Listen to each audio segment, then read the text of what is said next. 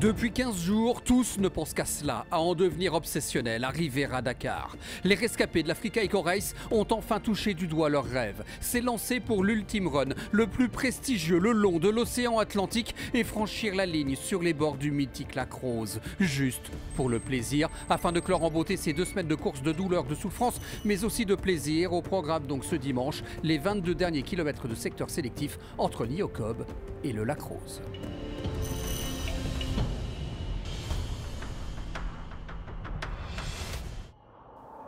Le 31 décembre dernier, ce sont 35 chevaliers des temps modernes qui se sont élancés sur 2 roues. Aujourd'hui, 19 sont à l'arrivée. Leur aventure fut incroyable. Des images plein la tête et des souvenirs inoubliables. Voici leur voyage.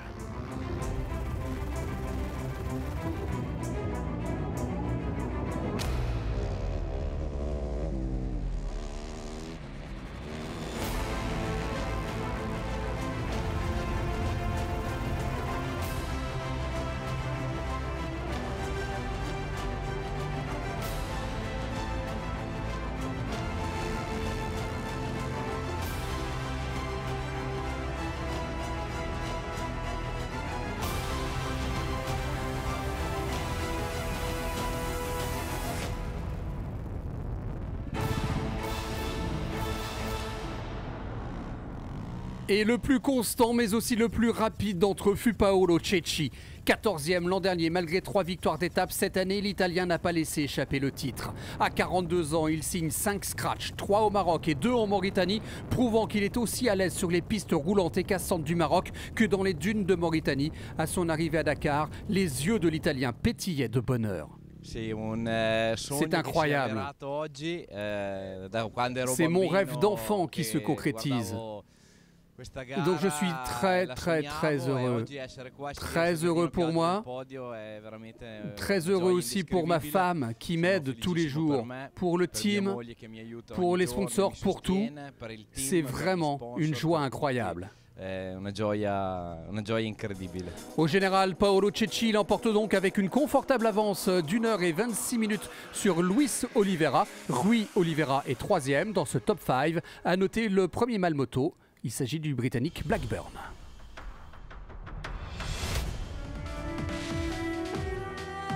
Du côté des autos, 43 véhicules ont mis le cap au sud en partant de Monaco. 30 ont atteint leur objectif. Voici quelques-unes des plus belles images de ces 4x4, buggy et SSV.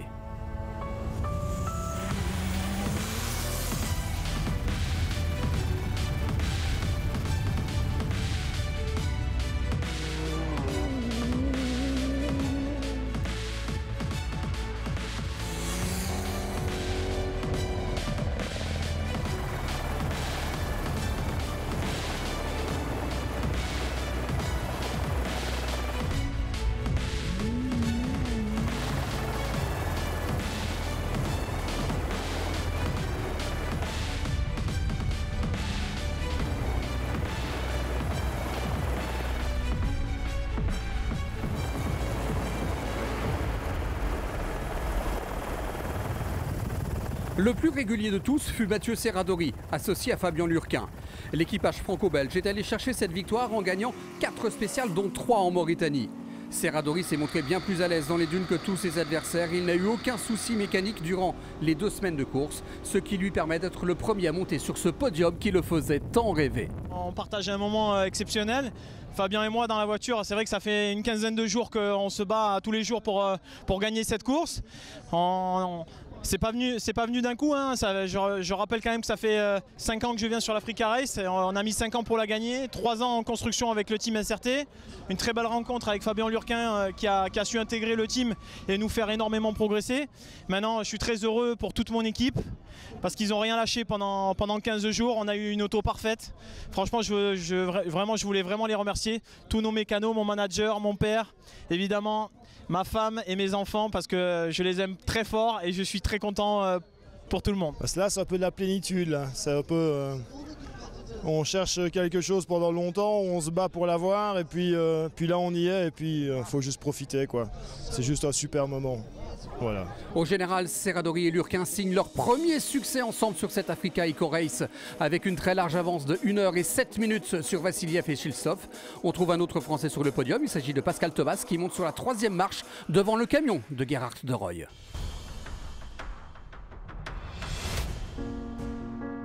Les camions, justement, même s'ils font partie du classement combiné auto-camion, il y avait également une course dans la course. 12 mastodontes étaient sur la ligne de départ, on en retrouve 9 à l'arrivée et l'un d'eux, Gerhard de Rooij, fut même très proche de terminer sur le podium général auto-camion. En tout cas, ce furent de magnifiques animateurs du rallye.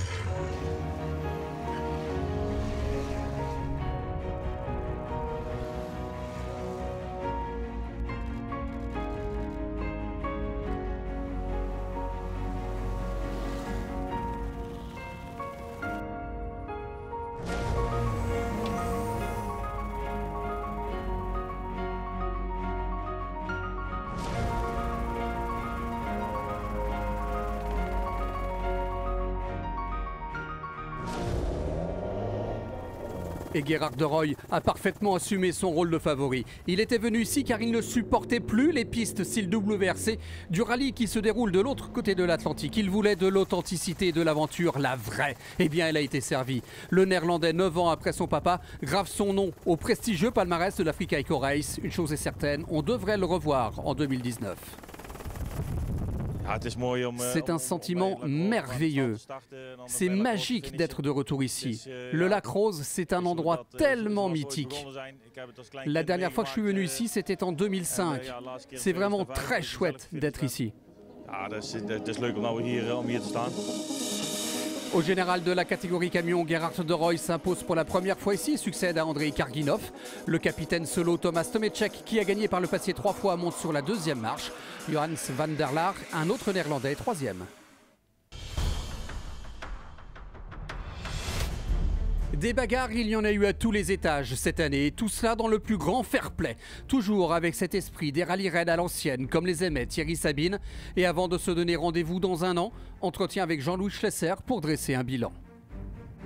Les motos, ça a été un revirement de situation inattendu puisque c'est Paolo Cecchi qui a gagné l'année dernière. Il était challenger avec notre ami Pals Ovalseter et là cette année il a réussi à remporter de haute main et puis voilà quoi. Donc je crois que pour lui c'était un vrai challenge et ça sera pour nous un réel ambassadeur.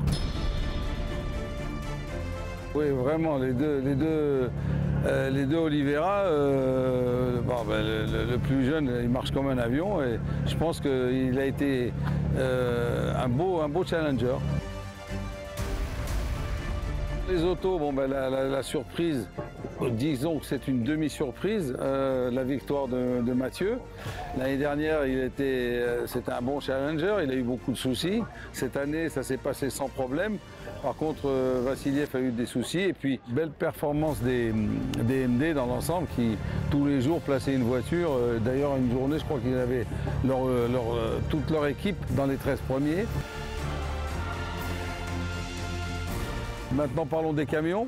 Gerhard a fini 4e. Je pensais qu'il allait être sur le podium, mais le niveau en auto était extrêmement élevé. Et puis les 12 camions avaient vraiment un sourire. Jusque-là, tous nos amis hollandais se sont régalés et ils nous ont promis de revenir l'année prochaine. Je voudrais aussi donner un petit mot ou dire un petit mot sur les SSV. Magique. On a eu Jean-Claude Ruffier, le doyen de notre épreuve. Quand vous pensez qu'il y en a qui se plaignent des problèmes qu'ils ont pu avoir hier ou avant-hier, lui il a 79 ans. Il est arrivé au bout. Moi, je tire mon coup de chapeau. Voilà. Franchement, c'est incroyable ce qu'il a pu faire. Alors, les SSV, je crois que c'est une discipline d'avenir. Franchement, ce sont des voitures très fiables. Vous avez vu, ils sont pratiquement tous à l'arrivée, sans gros problème. Et ce sont des véhicules qui ne coûtent pas très cher à l'achat, pas cher à l'entretien, pas cher sur la course. Donc, c'est vraiment le futur pour nous. Je crois que c'est du SSV.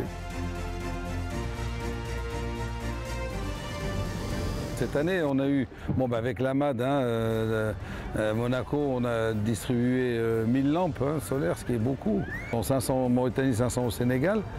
On a des opérations, pratiquement 30% de nos compétiteurs ont tous des petites associations, ils font cadeau de panneaux solaires, c'est des chaises médicales. Il y a eu des cadeaux de toutes parts. C'est important de passer et de faire quelque chose, pas de passer sans regarder les gens, vous voyez. Ça c'est, disons que c'est pas, l'Africa Race n'est pas là que pour ça, mais quand on peut aider ou quand on peut faire quelque chose, faire plaisir, nous ça nous dérange pas beaucoup. Ce qui m'a fait chaud au cœur, c'est de les voir après une étape extrêmement dure, le soir, venir me voir et me dire écoute, c'était incroyable. Moi je me suis dit je vais me faire engueuler. C'était trop dur, mais tous ils sont venus, le pouce levé, c'était magnifique, c'était magique. Et ça franchement, c'est ça l'esprit Africa Race. À l'année prochaine, 2019, n'oubliez pas, Africa Eco Race.